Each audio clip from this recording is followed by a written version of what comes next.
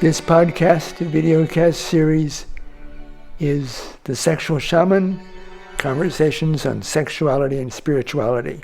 I am your host, Kenneth Stubbs. This series is inspired by a book I envisioned, contributed to, edited, and published 30 years ago, entitled Women of the Light, the New Sacred Prostitute. This current podcast-videocast is a series of conversations with both women and men of the light, all about sexuality and spirituality.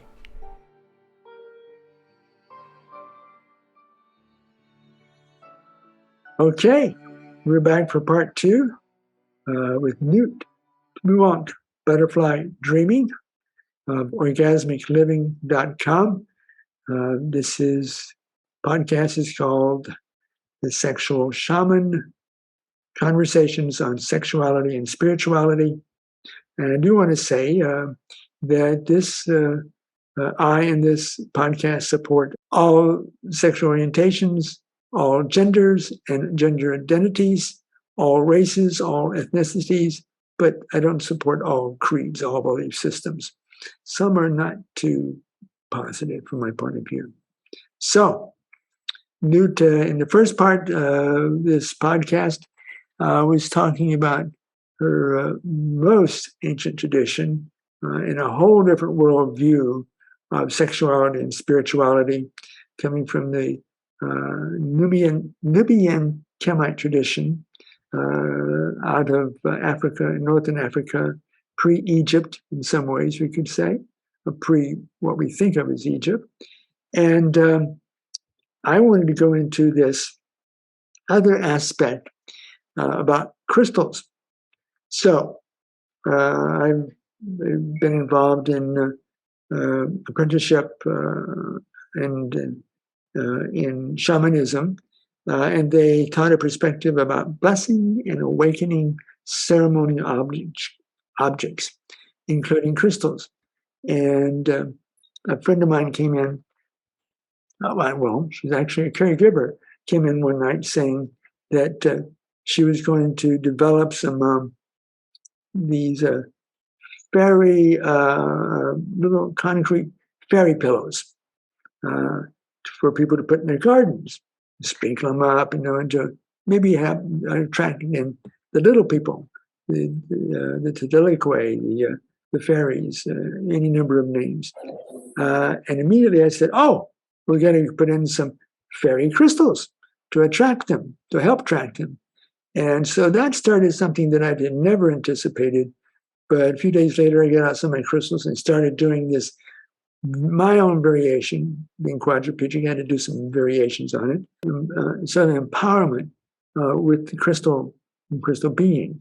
My perspective is that certain types of stones, there are beings embodied with this physical atomic arrangement that we call crystals, and that it's possible to not program the crystal, that's very different than what I'm talking about, but to facilitate some energetic enhancement of the crystal so that it has a more potent energetic impact.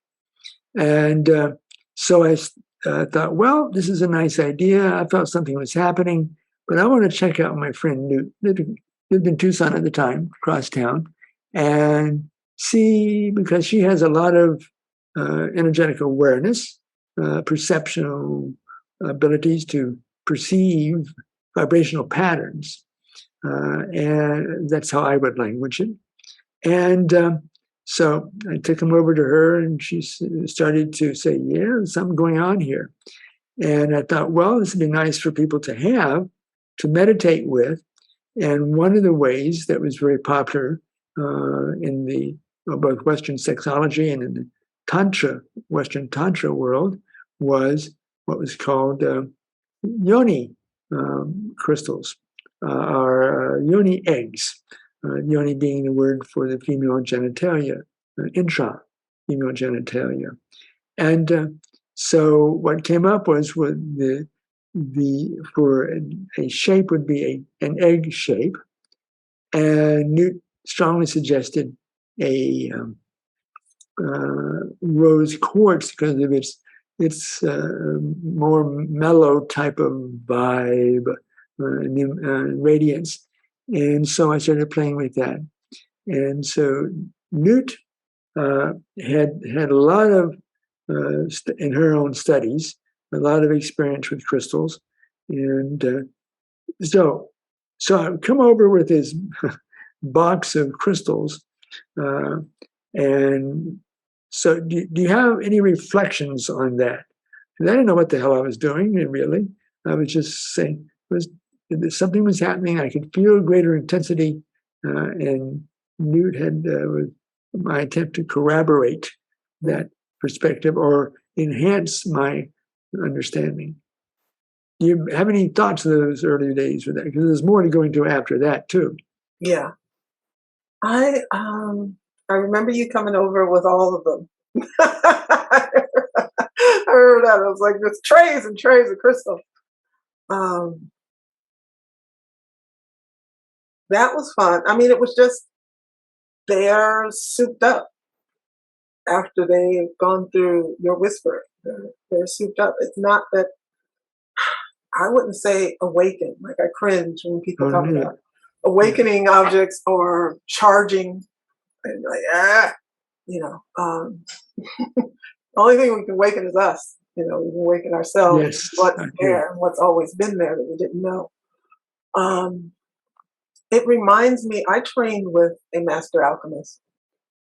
I guess along when I was beginning priesthood initiation. I get mixed up about the time, but I trained with the master alchemist. His name is Lester Loving. And one of the things that he would always teach and talk about is not just with crystals, but with everything. To, again, from that point, from that below the belly button point, to connect with and commune with and listen, to listen for what they want. To introduce ourselves by listening, not by coming out, I want you to do this for me, which is what, a lot of folks in the crystal world are running around. I'm going to charge this crystal. That doesn't work. And it's not just for crystals. Your relationship. The food you buy at the grocery store, produce section. Since Lester, I have not had a bad watermelon. I've forgotten what that's like, that they even exist. I've never had a bad watermelon since a training. Watermelon, all right. Because he taught us how to listen for what wanted us in the store. It started a little more elaborate waving of hands and things. I don't need to do that anymore. I just connect from the point. I know.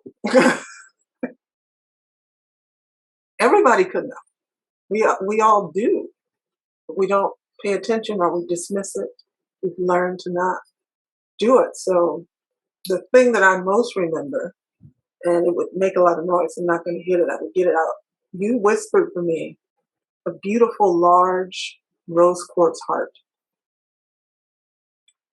And while I was on a session, a telephone session with a student, it broke. Broke in half into two pieces. And the thing, this is what I remember about your whispering and the power of it. That's several years ago that happened. These two pieces of this formally together, you think you break a crystal, okay. I get them near each other, they act like magnets. You can feel the force between them. I've broken crystals before, that's never happened. That has never happened. The energy that's there, and they've separated. There's two distinct identities now, but I get the two halves together and it's like they remember, and there is palpable, like electric force, like two magnets, the same way you take two magnets and you rub them and they start to bounce off each other. These two halves of this formular, singular piece of crystal, of rose quartz, they respond this way, and they've done it consistently. It's never worn off. That's from the whispering. I said broken crystals before. That's never happened. Well, I want to explain that I use the word whispering, but the idea is that a horse whisperer is able to do things with horses without any sort of verbal command. So when how is he or she doing this with the horse? The term evolved was to horse whisperer. This is a different type of phenomena, but it's like, I don't say anything. I've just learned to do things all silently from that source point you were both talking about. I did not know your focus was like that. I never heard that before from you that I remember. So the focusing then to dance with the crystal, to getting in simpatico with it, which facilitates their developing a energetic pattern that that can be enhancing, but no programmer like to what to do with it. Yeah. So I use the word whispering. That's what you were referring to. Just want to clarify that. Then after the crystals, I started thinking, well, what about larger areas? What about people's homes? You can do the same type of thing. And so I did this whispering, nonverbal ceremony for your home area. And then one day you told me that, Ray, that energy that's in the home, in and around the home area, goes down about 3 or 4 blocks. And when I get to the next street, cross street, that's where it dissipates, where it ends. I said, holy cow. See, most people would not be able to give me that reflection, but your abilities to perceive subtle patterns. So you've been a great source of energy, and inspiration, but also a great source of information, because you have certain abilities that I don't have, and are in the same way at least. See, here's what's funny about that. I'm trying to remember. You told me that before, and I'm trying to remember. What house was that? I don't know. That's the apartment. In the apartment. Really? Yeah. Yeah, I'm sure it's true. I just don't remember. Well, I remember it. I remember. But I thought it went sort of outside the house area into the yard. No, I know that the energy does that. I know it does that. I'm just trying to remember saying that to you. I'm trying to remember that. I don't. Well, you said you walked down to the end. Yeah. I'm guessing about 4 or 5 houses down. Yeah. And it's sort of like that. You walk out and say, "Whoops, the energy's not here anymore." The energy field ended, and I thought it was that big, that inclusive. Oh heck yeah! And so this is like, no one taught me that. I just kept focusing on the crystals, and then as I got that sort of down in terms of some sort of patterning, went to larger areas, and what it is, it's being one with. You could say sexual union, although it doesn't feel erotic, what I would call erotic, and this is whole.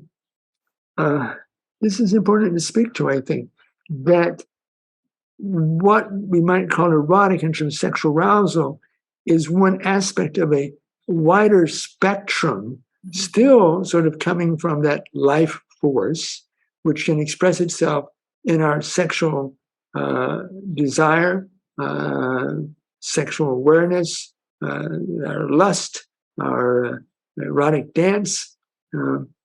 And so to me, the words spirituality, sexuality, and energy are almost interchangeable now. Yeah. Do you have any? I'd like to hear your perspective on that, at least what I'm considering sort of a perspective that I have. That's the thing, trying to go to what I call first people cultures and identify what's the sexuality tradition, what's the spirituality tradition, what's the energy. You don't. It's not possible. There's only one. Yeah. Yep, There's yep. only one. They haven't been segmented. And not only that, there are more things contained in that one than we even talk about. You know, in the Kemetic tradition, there's a concept, ku, K-H-U, ku. There's what I like to call ku consciousness. There's an aspiration to ku consciousness. Ku can be said to be the higher soul, but it's also a form of energy. It's the energy that lifts. It literally means light and lightness, meaning without weight. Mm-hmm. It is also the energy that in India would have been called, what was later called Kundalini. Kundalini. It's the same. It's the energy that goes woo, woo, up from the base, from the anus, through the crown and to the stars. That's ku. Now, there's no separation. There's nothing documented that says you do ku rituals for sex, and then you do ku rituals for healing, and then this. It's all the same. Yeah. It's all the same. So when you are healing that child that fell from the high place, and you're surrounding them with energy, and you're singing, you're chanting, you're dancing, and you're grinding the herbs, and you're applying them, you're also getting very turned on. You're also cooking up a healing orgasm for that child, for that healing to take place. Without the orgasm, ain't nothing happening. It's just not happening. There's no magic. There's no alchemy without awakening the orgasmic flow, the channel, the ever-present availability of ecstasy. You got to dip a little bit in there if you're going to get anything happening. That's kind of like the alchemy of everyday interdimensional travel and communication. Dip into the orgasmic realm, bring back some healing, bring back some enlightenment, bring back some knowledge, bring back some medicine, bring back some science. All right. Well, Newt, I think this is probably a good point to complete this particular podcast. Do you have any questions or thoughts for me, or something else you might want to share with the listeners about some of your perspective? Add in whatever you might want to add in here. Well, see, you started to say question, and I was like, oh, a question for them would be good. Question for you? No, I don't have anything that comes to mind right now. Right. If you did, I want this to be a conversation, not just a one-way. I know.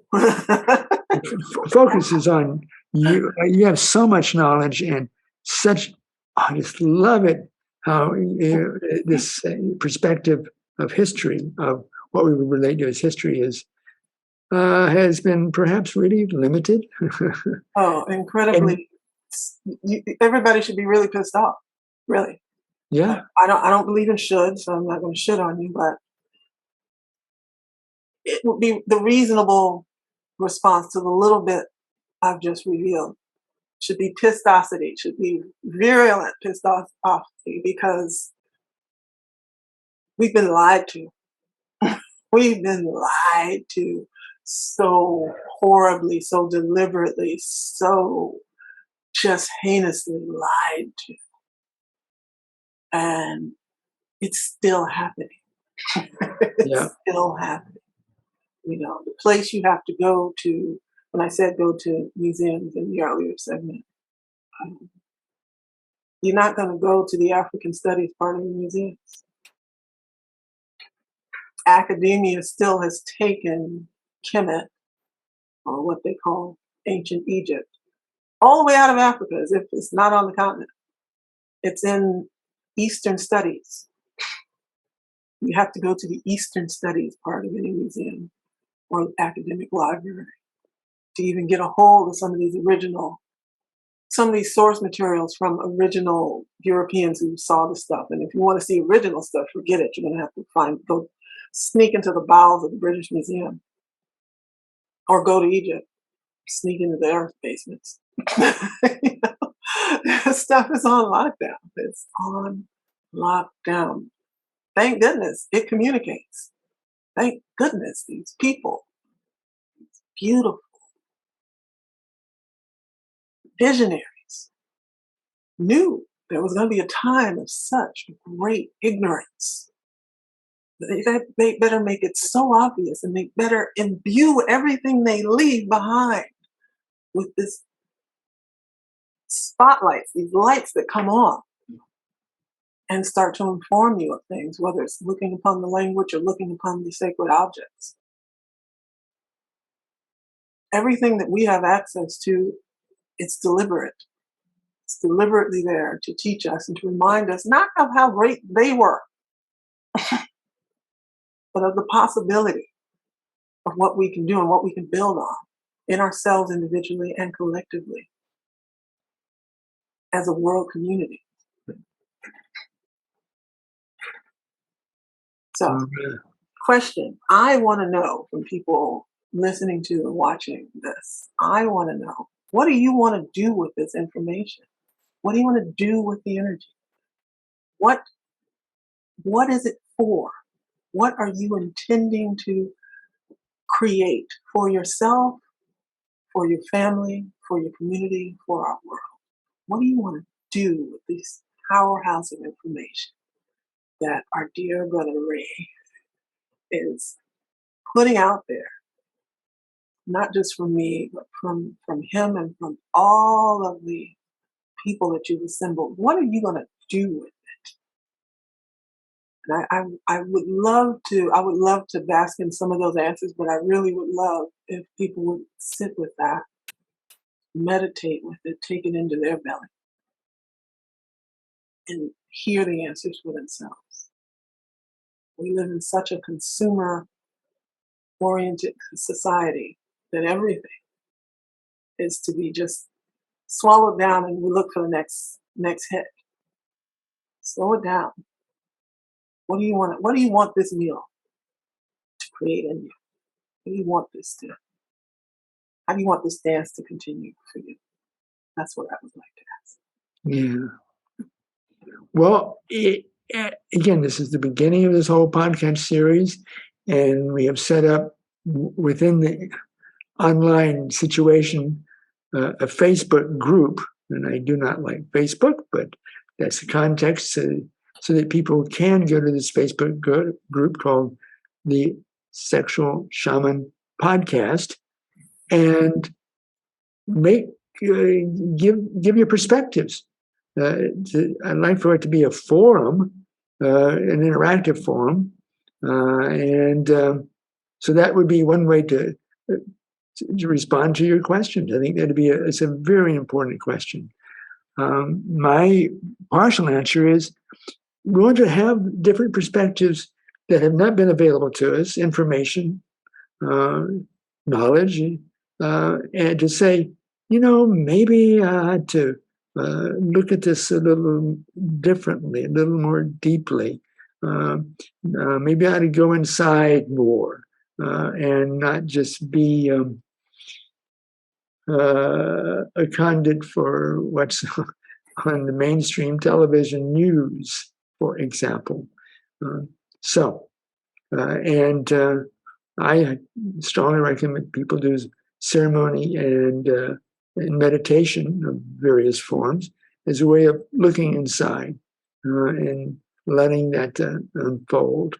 And I greatly appreciate your sharing from your traditions that you've studied and participated in, and your teachers, a viewing place to start thinking, maybe there's something more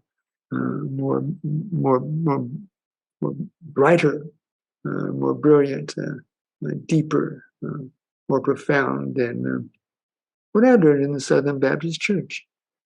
And there's some good people there. So it's not anti-Southern Baptist individuals. It's the limited consciousness that I am referring to.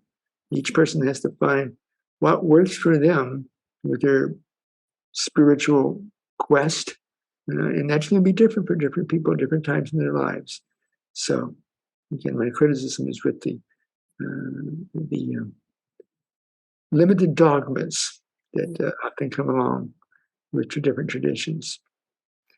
Great. Any final thing you want to say, Newt? No, that was it. All right, cool.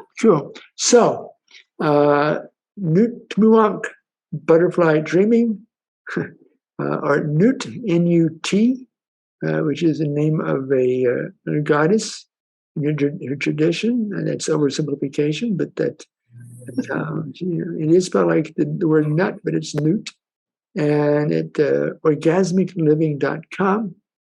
And again, if you would like to support this podcast series, go to sexualshaman.com and be a patron button to contribute if you would like.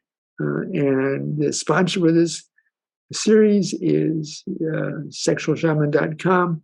And my particular training, which is I call the Energy Capital E, Capital M, Capital E, Capital R, Capital G, Capital Y training. So thank you so much. We'll be back in about a week with another podcast from a different tradition, different perspective. And remember, we support all sexual orientations, all genders, all races, all ethnicities to celebrate one time. Hold on.